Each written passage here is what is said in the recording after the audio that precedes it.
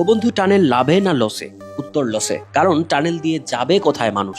পাড়া গায়ে। কারণ টানেল যেদিকে গেছে সেদিকে তো গ্রামীণ রাস্তা। চট্টগ্রাম পার হয়ে গ্রামীণ রাস্তায় গিয়ে কি লাভ? লাভ যে নেই, উল্টো ক্ষতি, সেটাই এখন পর্যন্ত সামনে আসছে। সেতু কর্তৃপক্ষের হিসেবে টানেল দিয়ে এখন পর্যন্ত দিনে গড়ে 4,500-এর কিছু বেশি যানবাহন চলাচল করেছে। পূর্বাভাস ছিল এর অন্তত 4 গুণ যানবাহন চলবে। টানেল থেকে টোল বাবদ দৈনিক গড়ে আয় হচ্ছে 11,80,000 টাকা।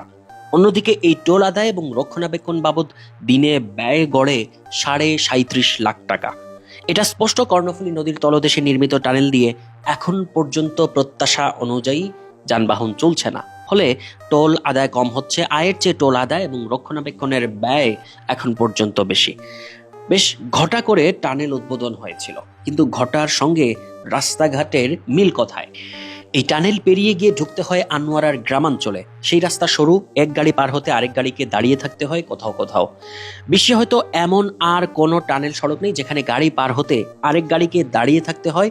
এরকম টানেলের সঙ্গে সংযোগ থাকে এক্সপ্রেসওয়ের মতো সড়কের। বাংলাদেশ সেতু কর্তৃপক্ষ জানিয়েছে এবছর থেকে টানেলের জন্য নেয়া চীনা ঋণের কিস্তি পরিশোধ করতে হবে। আয় কম হওয়ায় রক্ষণাবেক্ষণের ব্যয় অন্যান্য সেতুর আয় থেকে মেটাতে হবে।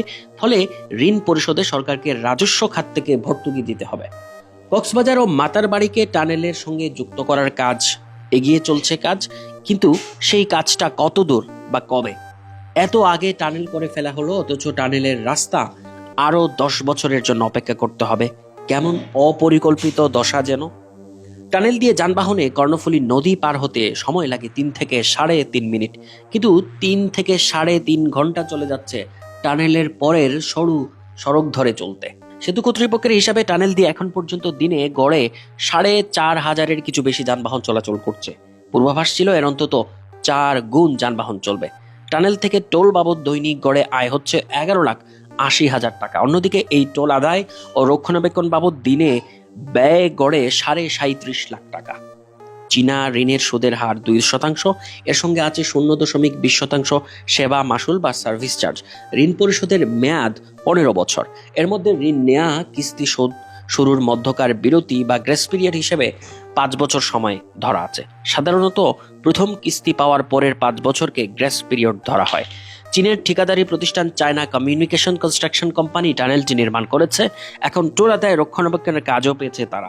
চীনা ঋণ প্রকল্পের প্রধান শর্ত হলো তাতে চীনা ঠিকাদার কাজ করবে। কোনো দরপত্র আহ্বান করা হয় না। অভিযোগ রয়েছে এ ধরনের শর্তের প্রকল্পের ব্যয় অনেক বেশি হয়।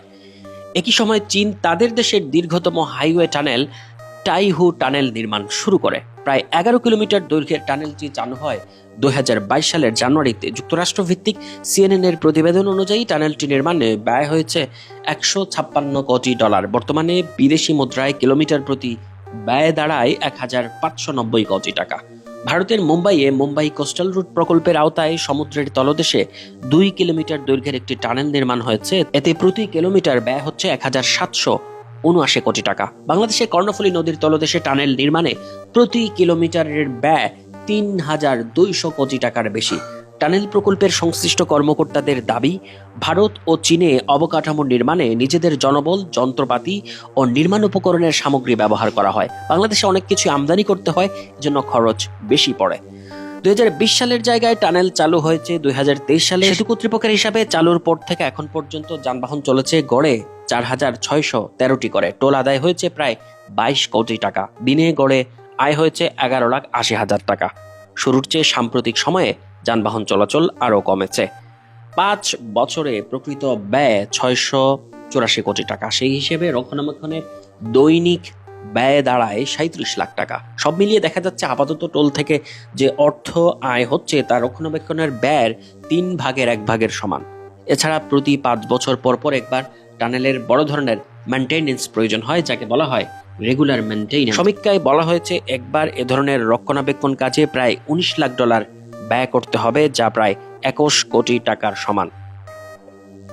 সেতু বিভাগের কর্মকর্তারা বলছেন ঠিকাদারকে যে টাকা দেয়া হবে এর মধ্যে 300 কোটি টাকার মতো ব্যয় হয়েছে স্ক্যানার কিট। রক্ষণাবেক্ষণে 5 বছরে প্রকৃত ব্যয় 684 কোটি টাকা। সেই হিসেবে রক্ষণাবেক্ষণের দৈনিক ব্যয় দাঁড়ায় 37.5 লাখ টাকা। টানেল নির্মাণের সময় চট্টগ্রামের আনোয়ারার চাতুরী থেকে ওয়াই জংশন পর্যন্ত সড়ক সম্প্রসারিত করা হয়েছে।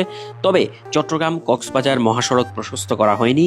টানেল থেকে বের হয়ে আসার পর পটিয়া আনোয়ারা বাঁশখালী সড়কের আনোয়ারা ও বাঁশখালী অংশের সম্প্রসারণ করা হয়নি, যে কারণে এখনও টানেল হয়ে কক্সবাজার যেতে বাড়তি পথ পাড়ি দিতে হচ্ছে যাত্রীদের।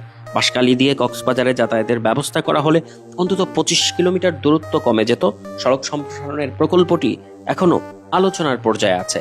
বিশেষজ্ঞরা বলছেন টানেলের তখনই ভালো ব্যবহার হবে যখন চট্টগ্রামের মিরসরাই থেকে কক্সবাজার পর্যন্ত মেরিন ড্রাইভ নির্মাণ করা হবে। মেরিন ড্রাইভ হয়ে গেলে তখন এর আশেপাশে নানা ধরনের শিল্প কারখানা গড়ে উঠবে। এসব কারখানার পণ্যবাহী যানবাহন টানেলের ভেতর দিয়ে চলাচল করবে।